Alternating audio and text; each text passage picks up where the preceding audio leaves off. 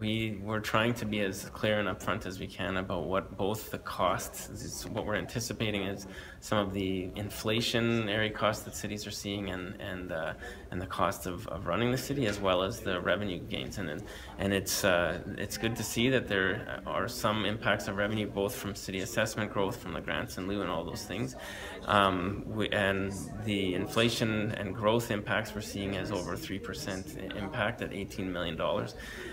But we have a chance now to look also at how do we continue to find savings, and there's even built into that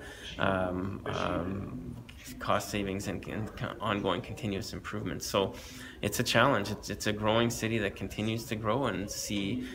some of these impacts, and we're being as clear and upfront about what both on the cost and revenue sides we're facing in order to have a transparent budgeting process. At the end, with a deficit in this year's case, $3.1 million,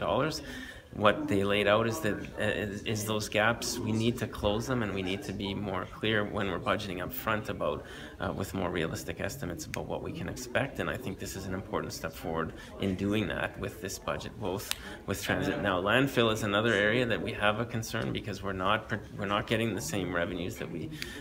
projected or that we need because of some dynamics in the market and other things, and there's going to be a whole other important discussion about how we operate and manage our landfill and the whole waste services side of what the city does in the year to come, which was partly what could lead to waste as a utility as well.